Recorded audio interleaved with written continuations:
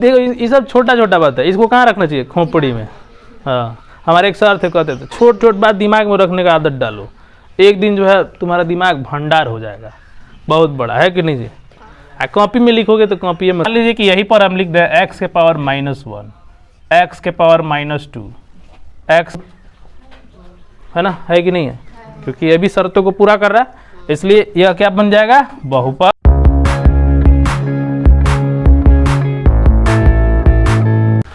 तो हम लोग पढ़ रहे हैं बहुपद। बहुपद को अंग्रेजी में क्या कहते हैं? पॉलिनोमियल। क्या कहते हैं? पॉलिनोमियल।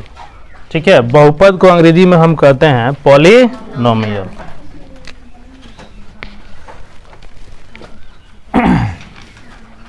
देखिए बहुपद, तो हम लोग पढ़ने वाले हैं बहुपद। बहुपद को अंग्रेजी में कहते हैं पॉलिनोमियल। क्या कहते हैं? पॉलिनोमियल। पॉलिनोमियल का मतलब होता है बहुपद। देखो पॉली कहने का मतलब क्या होता है? मेनी। पॉली माने क्या होता है? मेनी। मेनी टर्म्स से मिला के जो अलजेब्रा बनेगा, है ना, क्या अलजेब्रा बनेगा, उसको हम क्या कहेंगे? पॉलिनोमियल कहेंगे। क्या कहेंगे? Algebraic expression. क्या बनता है? Algebraic expression. ठीक है, उसको हम बहुपद कहते हैं। चलिए देखते हैं। बहुपद में हम एक ऐसा व्यंजक लेते हैं। क्या लेते हैं जी? एक ऐसा व्यंजक लेते हैं, है ना।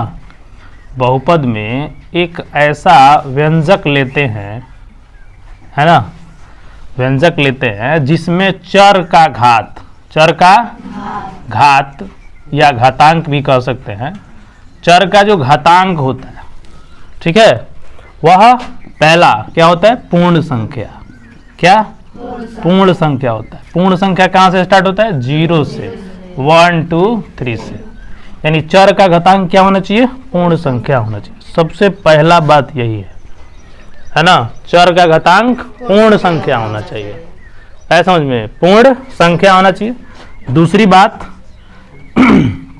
पूर्ण संख्या कहने का मतलब 0 1 2 3, यानी कहने का मतलब घातांक ऋणात्मक न होकर, क्या ऋणात्मक न होकर क्या होना चाहिए? एक धनात्मक संख्या होना चाहिए। एक धनात्मक संख्या होना चाहिए। ये है ना बहुपद की शर्तें, धनात्मक संख्या होना चाहिए। दूसरी बात, यानी तीसरी बात क्या ध्यान रखना है? तीसरी बात ये ध्यान रखना है कि जो चर का घातांक है, वह घातांक एक भिन्नात्मक संख्या नहीं होना चाहिए। क्या जी? भिन्नात्मक संख्या नहीं होना चाहिए। समझ आ रहा है? इसके अलावा एक और बात ध्यान में रखना है कि चर करणी में नहीं होना चाहिए। किसमें जी? करणी में नहीं होना चाहिए। करणी कहने का मतलब क्या होता है? करणी कहने का मतलब होता है कि हाँ, जैसे स्क्वायर रूट हो गया, क्यूब रूट हो गया, है ना, क्यूब रूट हो गया, है समझ में, क्यूब रूट हो गया। उसी तरह से मान लीजिए कि और भी ले सकते हैं, फिफ्थ रूट ले सकते हैं, ठीक है, और भी आगे भी ले सकते हैं। तो स्क्वायर रूट को ये भी कहते हैं कि इसका पावर होल बाई, यानी जिस नंबर का हम स्क्वायर रूट निकालेंगे उसका क्या होना चाहिए? 1/2, और इसमें 1/3, और इसमें 1/5। तो देखो पावर तो यहाँ पर भिन्नात्मक हो गया, है ना, भिन्नात्मक हो गया, और ये इस तरह से ये पता चलेगा कि ये करणी में है, तो करणी में नहीं होना चाहिए। तो इस तरह की जो शर्तें हैं आपको ध्यान में रखना है किसी बहुपद के लिए, ठीक है। आइए हम एग्जाम्पल में देखते हैं। जो लोग एग्जाम्पल में कि मान लीजिए कि हम सिर्फ एक टर्म लेते हैं x, एक और टर्म लेते हैं x², एक और टर्म लेते हैं x3, x के पावर 4, x के पावर 5। आए समझ में? हम यहाँ पर क्या देख रहे हैं? या कोई नंबर ले लेते हैं 2, ठीक है। हम यहाँ पर क्या देख रहे हैं? यहाँ पर x का घात क्या है? कुछ नहीं है तो 1 है। यहाँ पे x का घात क्या है? 2 है। यहाँ पे x का घात क्या है? 3 है। यहाँ पे x का घात क्या है? 4, और यहाँ पे x का घात क्या है? 5। समझ आ रहा है? क्या है? 5 है। तो इसका कहने का मतलब, और यहाँ पर यदि कुछ नहीं है तो x का घात क्या है, 0 है, क्योंकि आपको पता है किसी भी संख्या का पावर 0 हो तो उसका मान कितना होता है, 1 होता है। आया समझ में? तो यहाँ पर ये चीज हमको देखना है कि क्या कि x का घात यहाँ 0 है, 1 2 3 4। तो हम यहाँ पे क्या देख रहे हैं, सभी घातांक कौन से स्थिति में है जी, सभी घातांक पूर्ण संख्याएं हैं, पूर्ण संख्याएं, पूर्ण संख्याएं देख रहे हो ना, संख्या देखो 5 4 3 2 1 1 क्या है, पूर्ण संख्या। क्या है, पूर्ण संख्या। यदि मान लीजिए कि यहीं पर हम लिख दें x के पावर -1, x के पावर -2, x के पावर 1/2, यहाँ पे लिख दे √x लिखते हैं, देख रहे हो ना। तो पावर क्या हो गया, निगेटिव, यानी घातांक क्या होगा, नेगेटिव हो गया, भिन्नात्मक संख्या हो गया, कर्णी हो गया। तो इस तरह का जब केस आपको दिखेगा तो बहुपद है ना, बहुपद नहीं है। और इस केस में यदि दिख रहा है पूर्ण संख्या है तो बहुपद है, बहुपद है। अच्छा, अब एक चीज दे सकते हैं, तो यहाँ तो हम ये चीज सीख रहे हैं ना कि एक ही टर्म लिए हुए है ना, लेकिन ये बहुत सारे टर्म का भी बना हो सकता है। जैसे मान लीजिए कि हम यहाँ पे बहुपद बनाते हैं, मान लीजिए कि हम यहाँ पे लिख रहे हैं x², क्या लिख रहे हैं, x²। तो इसके साथ कुछ हम नंबर जोड़ सकते हैं या कुछ और चर भी हम जोड़ सकते हैं कि नहीं। यदि x³ ले रहे हैं तो अगला इसमें इससे नीचे का भी पावर हम ऐड कर सकते हैं, देखो कर सकते हैं ना कि नहीं। अब यहाँ पे देखिए x प्लस 3x² ले लिए तो ये भी क्या बन गया, बहुपद बन गया, क्योंकि इसमें हम देख रहे हैं कि सभी चर का घात क्या है, पूर्ण संख्या। देखो यहाँ कुछ नहीं है तो क्या है, 1 है, यहाँ कुछ नहीं है तो 1, और इसका बताइए कि x का पावर ये 0 हो सकता है। तो यहाँ पर जो हम देख रहे हैं कि जो ये बहुपद लिया गया है, ये बहुपद क्या है, ये वास्तव में है, क्योंकि ये सारे शर्तों को पूरा कर रहा है, सारे शर्तों को पूरा कर रहा है। तो x² + 1, x² + x, x³ + x² + x, x + 3x²।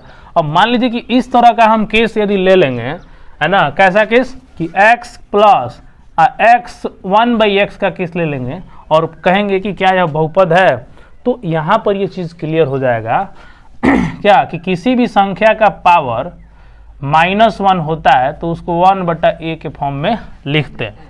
अच्छा, किसी भी संख्या का पावर यदि -n होता है तो उसको 1/a के पावर n के रूप में लिखते हैं। तो यहाँ पर यदि हम गौर से देखें तो क्या देखने को मिल रहा है कि 1/x को x के पावर -1 में लिखा जा सकता है। तो जब ऐसे लिखेंगे तो फिर ये बहुपद की शर्त को पूरा नहीं करेगा, क्योंकि बहुपद कहता है कि घातांक जो है ऋणात्मक नहीं होना चाहिए, घातांक जो है, चर का घातांक जो है ऋणात्मक नहीं होना चाहिए। तो यहाँ पर घातांक क्या है, माइनस है। इस केस में x + 1 एक बहुपद नहीं होगा, बहुपद नहीं होगा, ऐसा समझ में, x बहुपद नहीं होगा, ठीक है। जो है बहुपद को हम किससे सूचित करते हैं, p से सूचित करते हैं। p का मतलब होता है पॉलिनोमियल। बहुपद को किससे सूचित करते हैं, p से सूचित करते हैं। यहाँ पर ध्यान देना है, यदि मान लीजिए कि बहुपद में सिर्फ एक ही चर दिए गए हों, एक ही चर दिए गए हों, है ना, सिर्फ एक ही चर दिए गए, मान लो वो चर क्या है, x है, x है, तो मान लिया कि हमने लिख दिया x³, लिख दिया x² माइनस लिख दिया x और +1 लिख दिया। तो सिर्फ और सिर्फ इसमें कौन सा चर लिया गया है, x, इसलिए पॉलिनोमियल किसका होगा, x चर का होगा। तो इसको px कहते हैं। क्या कहते हैं, px, है ना। px कहने का मतलब ये हुआ कि px कहने का मतलब ये हुआ कि यह जो है बहुपद है किसके चर में, x के चर में, बहुपद है x के चर में। तो इसको हम कहेंगे कि px क्या है, x³ + x² - x + 1 एक बहुपद है। तो यहाँ पर px जो है क्या है, एक बहुपद है। क्या है जी, बहुपद। समझ आ रहा है, क्या है, बहुपद है। अब यहाँ पे बहुपद का सारा शर्त लागू हो रहा है। पावर जो है हमेशा, पावर जो है सबका पूर्णांक है, नेगेटिव नहीं है, परिमेय संख्या नहीं है, कर्णी में नहीं है, भिन्नात्मक भी नहीं है, सब क्या है, एक पूर्ण संख्या, सब क्या है, एक पूर्ण संख्या है। आए समझ में। तो इस तरह से हम बहुपद को जो है पहचानते हैं। तो सबसे पहली बात, आपको बहुपद को पहचानने आना चाहिए कि बहुपद है कि नहीं, ठीक है। तो बहुपद को किससे सूचित करेंगे, p से। यदि मान लीजिए कि y के चर में हो जाता तो बहुपद को py से दिखाते। मान लो लिख दिया 2y³ plus Y square minus 1। तो देखो ये क्या होता, बहुपद हो जाता है कि नहीं, बहुपद हो जाता। तो ये क्या है, ये y के चर में है। किस चर में है, y के चर में। तो यहाँ पे ये कौन सी बन गया, बहुपद बना है। लेकिन बहुपद किस चर में है, y के चर में, और ये किस चर में है, x के चर में है। समझ आ रहा है। तो किस तरह से हम बहुपद को पहचानते हैं। चलिए अब इसमें जो है एक कंडीशन होता है कि जब भी हम बहुपद में बहुत सारा टर्म ऐड करते हैं ना, मान लो कि हम बहुपद में एक टर्म हम यहाँ से शुरू करते हैं। मान लो कि अधिकतम घात x का पावर हम 4 लेते हैं। क्या लेते हैं, 4। तो बाकी इससे छोटा होगा ना, तो उसके जस्ट इसके बाद हम लिखने का प्रयास करेंगे, यानी घटते क्रम के घातांक में क्या करना है, इसको लिखना है। तो ये भी क्या बन गया, एक बहुपद बन गया। मैंने कोशिश ये होना चाहिए कि उसका जो डेकोरेशन होता है ना, वो घटते हुए घातांक के क्रम में लिख देते हैं। px बराबर x के power 4 plus x cube plus x square plus x plus 1। तो ये भी क्या है, एक बहुपद हो जाएगा। ये भी एक बहुपद हो जाएगा। ऐसे समझ में इसे मान लीजिए कि एक बहुपद लिखते हैं, है ना, -3x square plus 2x plus 1। ठीक है, -3x square plus 2x plus 1। यहाँ पे देखो अधिकतम जो घात है वो कितना है, 2 है।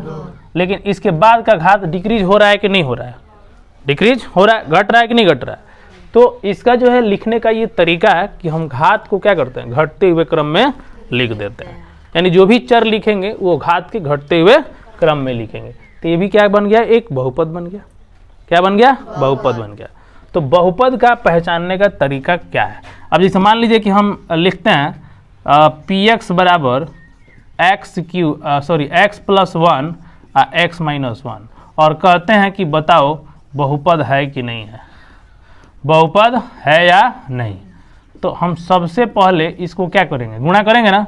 तो जब गुणा करेंगे तो हमको ये मिलेगा एक्स स्क्वायर, और यहाँ क्या बनेगा माइनस एक्स, यहाँ क्या बनेगा प्लस एक्स, और यहाँ क्या बनेगा माइनस 1। यहाँ पे देखो ये कट गया, तो क्या बचा जी, एक्स स्क्वायर माइनस 1। देखो ये भी बहुपद का रूप है ना, है कि नहीं है, क्योंकि ये भी शर्तों को पूरा कर रहा है, इसलिए यह क्या बन जाएगा, बहुपद बन जाएगा। है समझ में। तो एग्जाम में क्वेश्चन आपको इस तरह से दे देगा, ऐसे दे देगा, और आपको बताना है क्या यह बहुपद है कि नहीं। फटाफट उसको गुणा कीजिए, और गुणा करने के बाद आप देखिए कि क्या बहुपद के शर्त को पूरा करता है कि नहीं। यदि शर्त को पूरा कर दिया, इसका मतलब क्या हो गया, ये बहुपद हो गया।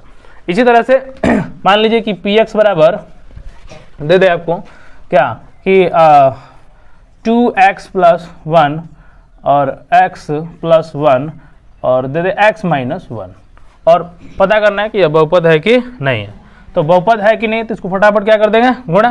तो गुणा करेंगे तो कैसे करेंगे, x प्लस 1 और ये देखो a प्लस बी और a माइनस बी, यहाँ भी वही फॉर्मूला लग जाता है, लेकिन मैंने मल्टीप्लाई कर दिया। ठीक है, तो इसके हिसाब से कितना लिखेंगे, एक्स स्क्वायर माइनस 1। अब इसको गुणा कर दीजिए, 2 इंटू एक्स से एक्स स्क्वायर माइनस 1 में गुणा कर दीजिए, अब प्लस 1 से एक्स स्क्वायर माइनस 1 में गुणा कर दीजिए। तो इसके हिसाब से 2x, ये एक्स क्यू बन जाएगा माइनस एक्स, ये प्लस एक्स स्क्वायर माइनस 1। अब इसमें 2 से मल्टीप्लाई कर दीजिए, 2x अब प्लस क्या बनेगा जी, 2x स्क्वायर माइनस 2। देखो ये भी बहुपद के शर्त को क्या कर रहा है, पूरा कर रहा है। घात देखो, घात को गौर से देखो, पूर्णांक है कि नहीं है।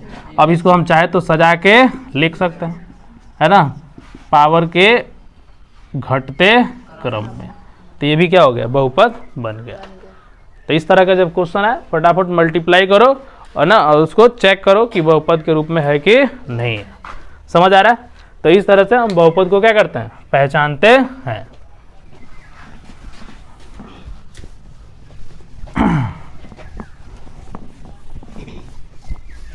देखो एक बार पढ़ा रहे हैं, इसके बाद आप लोगों जो है ढंग से पढ़िएगा तो पूछने का नौबत नहीं आएगा, सारा शर्त पूरा हो जाएगा, सारा शर्त समझ में आ जाएगा, है ना। उसके बाद खाली आप क्वेश्चन बनाइए, गैस पेपर बनाइए, देखिए आप मैथ सीख जाते हैं। ठीक है, तो इस तरह से ये बहुपद हो गया। चलिए और भी हम मान लीजिए समझते हैं। px बराबर मान लीजिए दे दे x cube plus 1 divided by x plus 1, और कहे कि बताइए यह बहुपद है कि नहीं है।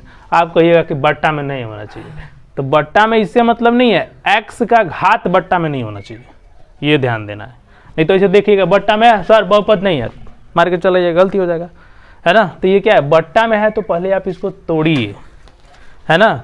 ये जो है ऊपर वाला अलग है और नीचे वाला अलग बहुपद है, दो बहुपदों का यह भाग है।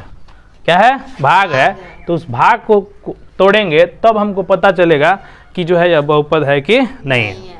तो इससे पहले हम x³ + 1 का, है ना, और x + 1 को डिवाइड करेंगे। आपको पता होना चाहिए x + 1 ये किस फार्मूला पर आधारित है जी, AQ + BQ। तो AQ + BQ का जो फार्मूला होता है वो होता है A + B × A² - AB + B²। ये फार्मूला होता है। तो इसके हिसाब से हम इसको तोड़ेंगे तो ये क्या बनेगा, x + 1 और डिवाइडेड बाई x² - x + 1 इतना बन जाएगा। तो यहाँ पर इसको रख देंगे, तो यहाँ पर इसको रख देंगे, x + 1 से क्या करेंगे, भाग दे देंगे, कट जाएगा। अब बताओ ये बहुपद को शर्त को पूरा करता है कि नहीं करता है? करता है ना। इसका मतलब यह क्या है, एक बहुपद है। क्या ये बहुपद है, समझ आ रहा है, क्या ये बहुपद है। ठीक है। तो देखो किस तरह से गुणा में भी दे सकता है, भाग में भी दे सकता है, और आपको पता करना है यह बहुपद है कि नहीं है। तो आपको भाग लगा के कटा के आपको देखना पड़ेगा कि भाग लग रहा है कि नहीं लग रहा है। यदि आपको फॉर्मूला नहीं याद है तो तुरंत आप x + 1 से x³ + 1 में क्या कर दीजिए, भाग लगा दीजिए। तो भाग लगाते कैसे हैं, तो यहाँ देखेंगे x का घात 3 है, यहाँ पे 1 है, तो x के 2 के घात से क्या कर देंगे, मल्टीप्लाई कर देंगे। तो मल्टीप्लाई जब करेंगे तो इन दोनों में करेंगे, ठीक है। तो ये बनेगा x² माइनस ही कट गया। अब इसको उतार देंगे, -x² + 1। अब देखेंगे कि x का घात कितना है, 2, तो -x से करेंगे क्योंकि पहले से माइनस है, अब माइनस से गुणा करेंगे तभी घटाएंगे तो प्लस बनेगा, इसलिए यहाँ पर -x² बन गया, ये -x। अब देखो जोड़ेंगे इसको, है ना, तो ये क्या होगा, कट जाएगा, और ये क्या बचेगा, x + 1 बचेगा। अब देखो एक बार में ही कटेगा कि नहीं कटेगा, तो आंसर हमारा इतना आया कि नहीं आया। तो आप फॉर्मूला नहीं याद देता, भाग लगा दीजिए, है ना, और इस हिसाब से भाग लगा के आप देख सकते हैं। ठीक है। तो ये बहुपद है कि नहीं है, समझ आ रहा है। तो गुणा में भी दे सकता है, जोड़ में भी आपको दे सकता है। कहेगा कि बताइए x³ + 1, है ना, प्लस x² - 1 और प्लस x, बताइए ये बहुपद है कि नहीं है। तो आप इस जोड़ दीजिए सबको, x² + 1 plus x² - 1 plus x, इसको जोड़ है, हाँ ये x³ है ना, ठीक है।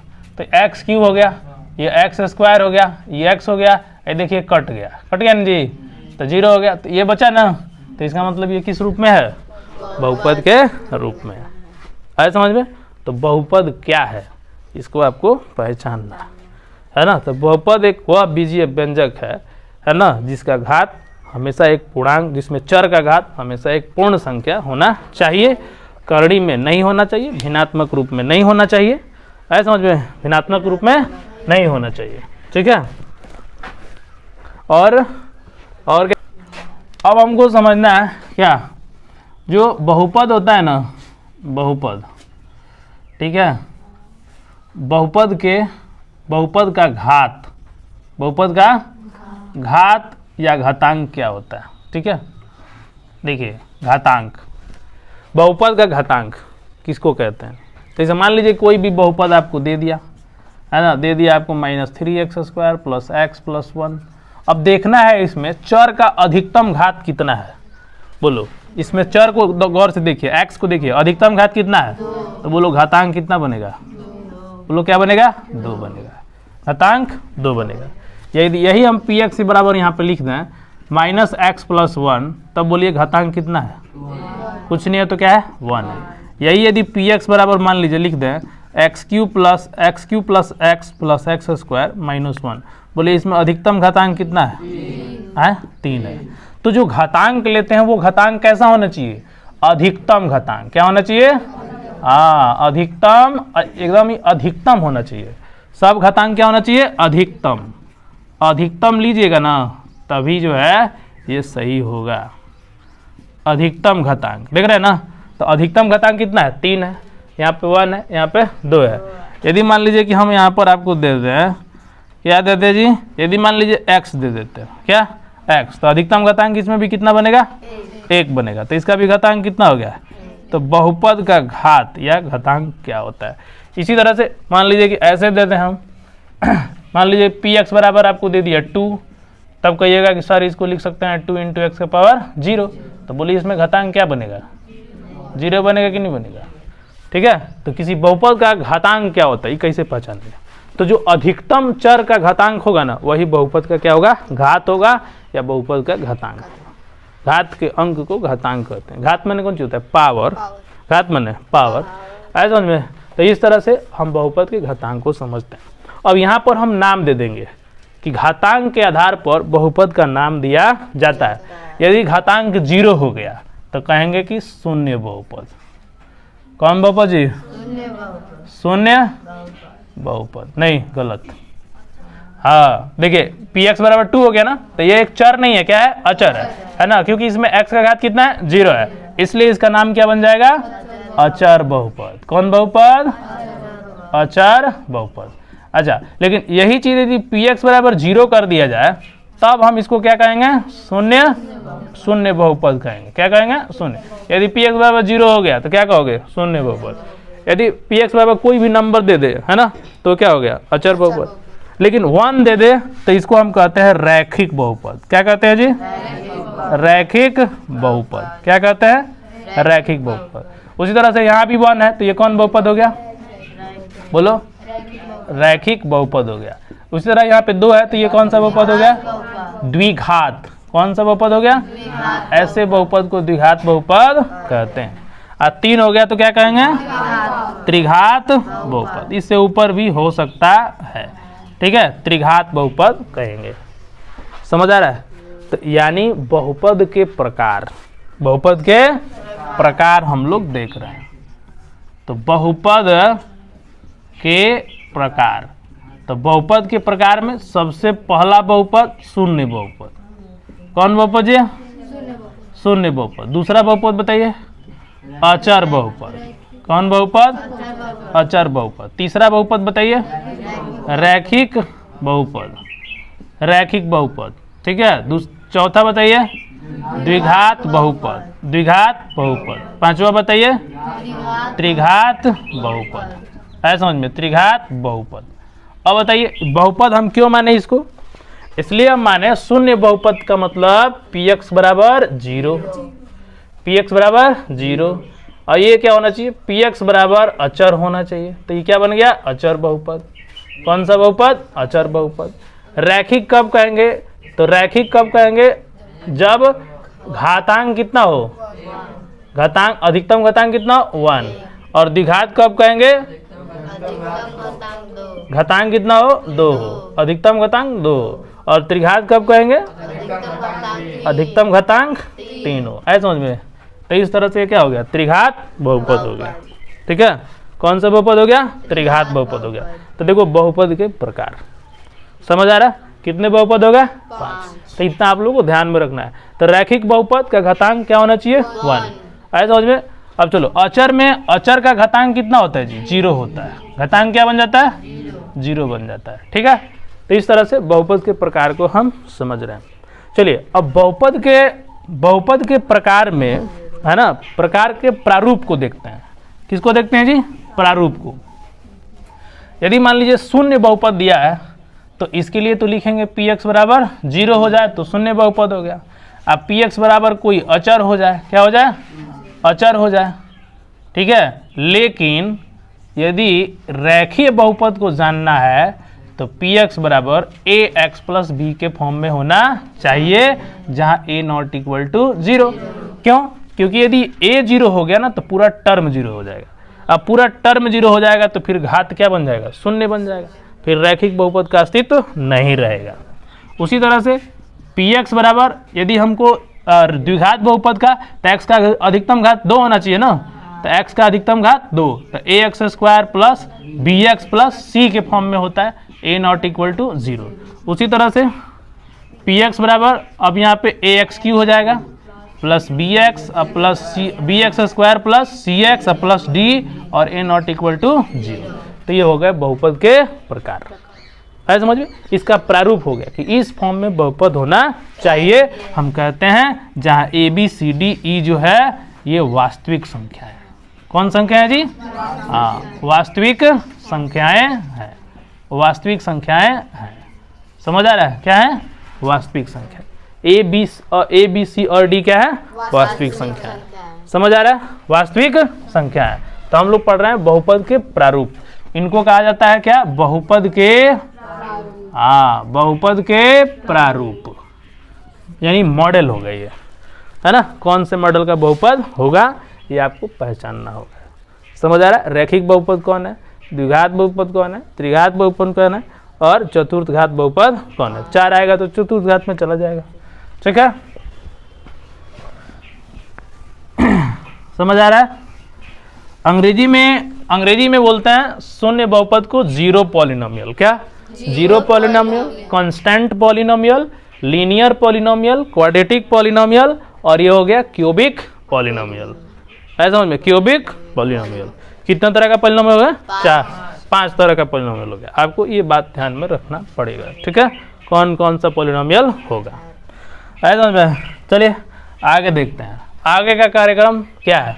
अब देखिए बहुपद के जो पद होते हैं ना, बहुपद के पद, आइए समझते हैं।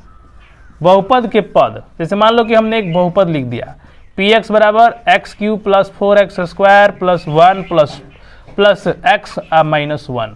अब मैं आपसे पूछूं कि बताइए यह कौन सा बहुपद है? त्रिघात बहुपद है ना, बहुपद के पद। तो x के पावर कितना हो गया? q। कौन बहुपद हो गया? त्रिघात। इसमें कोई दिक्कत नहीं ना। लेकिन अब पूछा जाए कि इस बहुपद में पदों की संख्या बताइए। पदों की संख्या 4 हो गया। क्या हो गया? 4। ऐसा समझ में? पदों की संख्या 4। अच्छा, पदों की संख्या 4 हो जाएगी तो ऐसे बहुपद को कहते हैं चतुर्थपदी। क्या बोलते हैं जी? चतुर्थपदी बहुपद। कौन बहुपद? चतुर्थपदी बहुपद। देखो पदों की संख्या ये एक, देखो जोड़ में होना चाहिए। जोड़ चाहे घटाव में होते हैं। दो पद को जोड़े, 2 या 2 से अधिक पदों को जोड़ा या घटाया जाता है ना, तो जितने पद को जोड़ोगे या घटाओगे सभी पदों को गिन के बताते हैं। है समझ में? सभी पदों को गिन के बताते हैं। तो ये हो गया चतुर्थपदी बहुपद। अब देखो यही चीज यदि रहता पी एक्स बराबर x प्लस 1, तो बोलो इसमें पदों की संख्या क्या होती है? 2 बन जाती। 1 कहाँ से होगा जी? 2 है। कितना है? 2 है। ऐसे भी रहेगा तो 2 कहेंगे।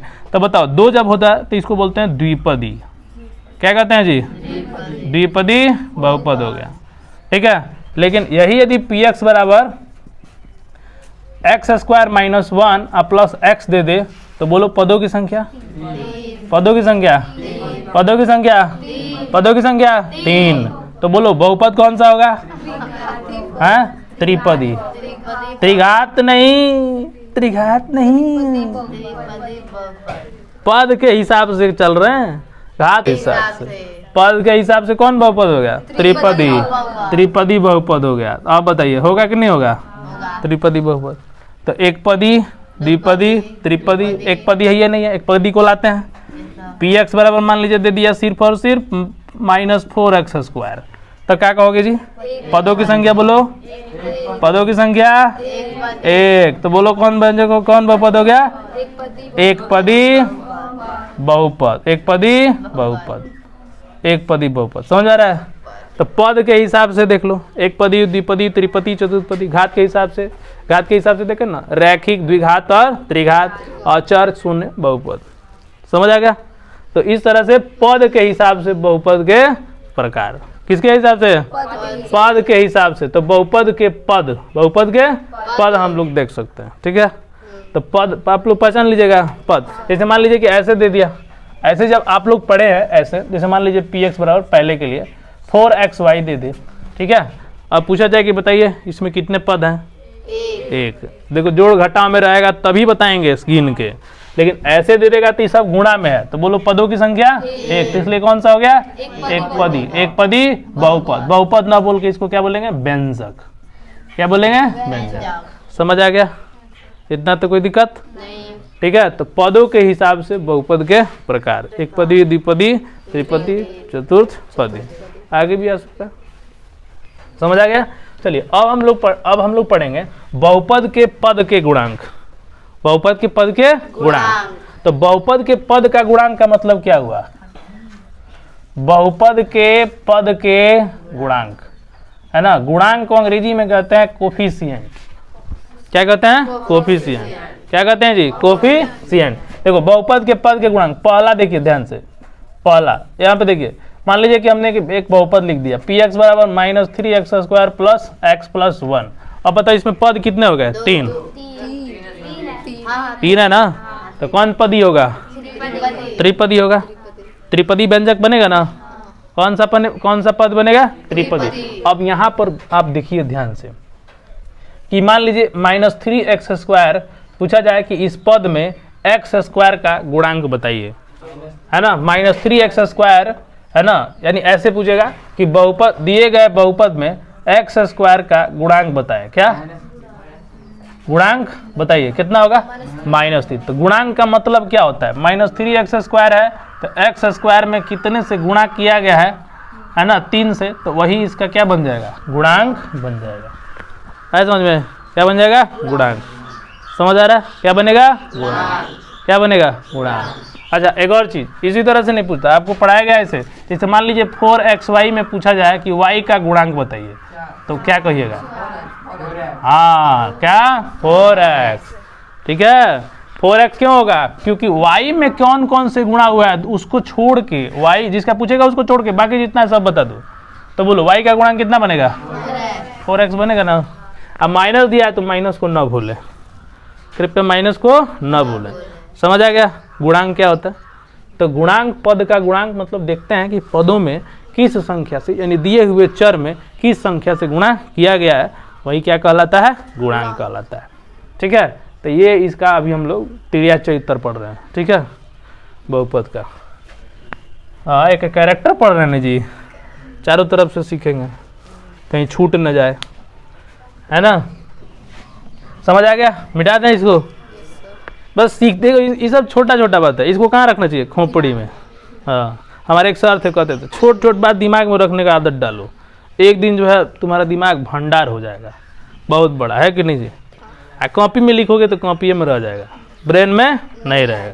ठीक है, जिसको दिक्कत होगा जाके वीडियो हमारा खोलेगा, सट भगा के देखेगा सर जी हाँ क्या बताए थे। ठीक है, समझ में आ गया इतना तक? अब आगे की कहानी पढ़ते हैं। तो बहुपद पहचान लीजिएगा, कौन सा बहुपद होगा? ठीक है, रैखिक बहुपद, द्विघात बहुपद और त्रिघात बहुपद। रैखिक बहुपद, द्विघात बहुपद और त्रिघात बहुपद। ठीक है, आपको पहचानना है। चलिए आइए आगे पढ़ते हैं, है ना। यदि मान लीजिए कि px बराबर आपको दे दे 3x + 4, अब आपको बताना है कि यह बताइए कौन सा बहुपद है, कौन सा बहुपद है। तो इस बहुपद में आप देखिएगा कि यह जो है इसमें चर का अधिकतम घात कितना है? बोलो, चर का अधिकतम घात 1 है। चर का अधिकतम घात क्या है? 1 है। तो चर का अधिकतम घात जब 1 हो जाएगा तो ऐसे बहुपद को बोलो क्या कहेंगे? रैखिक बहुपद कहेंगे। क्या कहेंगे जी? रैखिक बहुपद, लीनियर पॉलिनोमियल। अंग्रेजी में कौन सी कहते हैं? लीनियर पॉलिनोमियल, है ना। अंग्रेजी में इसको लीनियर पॉलिनोमियल कहते हैं। तो जब आपको ऐसा दिखे तो समझ जाइए कि यह किसका प्रारूप है जी। तो ये प्रारूप है px बराबर ax + b का, है कि नहीं जी, जहाँ a ≠ 0। इसका ये देखो इसी के जैसा मैच कर रहा है कि नहीं कर रहा है? कर रहा है ना, इसके रूप का है। उसी तरह से यदि मान लीजिए px बराबर दे दे x³ - x² + 2x + 1 अब यहाँ पर देखें तो चर का अधिकतम घात कितना है? तो चर का घात कितना हो गया? 3 हो गया। चर का अधिकतम घात 3 हो गया। और जब घात 3 हो गया तो बोलो ऐसे बहुपद को क्या कहेंगे? क्या कहेंगे जी? त्रिघात बहुपद कहेंगे। तो पहचानने आ जाएगा। अब इसका प्रारूप क्या है जी? px बराबर बोलो ax³ bx² + cx + d। देखो इस तरह का प्रारूप का है कि नहीं। उसी तरह से मान लीजिए दे दे कि px बराबर आपको दे दिया 2x² - x + 1, तो बताइए इसको क्या कहिएगा? इसमें चर का अधिकतम घात बोलिए, अधिकतम घात 2 है, अधिकतम घात 2, तो बोलो बहुपद क्या बनेगा? बोलो, द्विघात बहुपद। क्या बनेगा ये? द्विघात बहुपद बन जाएगा, क्वाड्रेटिक पॉलिनोमियल। समझ आएगा कौन सा बहुपद बनेगा? द्विघात। तो पहचान लीजिएगा, है ना, आपको पहचान लेना है। नहीं है तो उसको तोड़िए। मान लीजिए कि आप गुणा में दिया है, जोड़ में दिया है, घटा में दिया है, बट्टा में दिया है, तो पहला इसका सॉल्यूशन निकालिए और देखिए कि कौन से बहुपद में आ रहा है।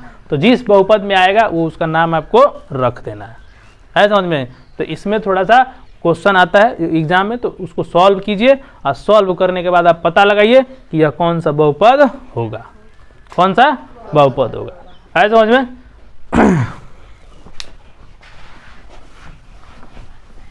अब हम लोग पढ़ने वाले हैं बहुपद, है ना, का मान। क्या पढ़ने वाले जी? बहुपद का मान। बहुपद का मान। बहुपद का मान का मतलब क्या हुआ कि मान लीजिए कि आपको एक बहुपद दे दिया px बराबर 3x² - 1, है ना, एक बहुपद है। क्या है जी? एक बहुपद है। एक क्या है? बहुपद है ना। और कह रहा है कि आप P1 निकालिए, P2 निकालिए, P3 निकालिए, है ना, चाहे P-1 निकालिए और चाहे P0 निकालिए, ये सब बताना है। तो इसका मतलब क्या हुआ? इसका मतलब ये हुआ कि आप गौर से देखिए, जो कोष्टक में 1, 2, 3, -1 और 0 लिखा है वो किसका वैल्यू है? x का। किसका वैल्यू है? देखो x के जगह पर, यानी आपको दे रखा है px बराबर 3x² - 1, आपको निकालना है P1। क्या निकालना है? P1। तो x को किससे रिप्लेस कीजिएगा? 1 से। x को, यानी x का, इसका मतलब ये हुआ यहाँ पर P1 कहने का मतलब हुआ कि, है ना, कि बहुपद में x बराबर 1 रखने पर, x बराबर 1, इसका मतलब ये हुआ। समझ आ रहा है?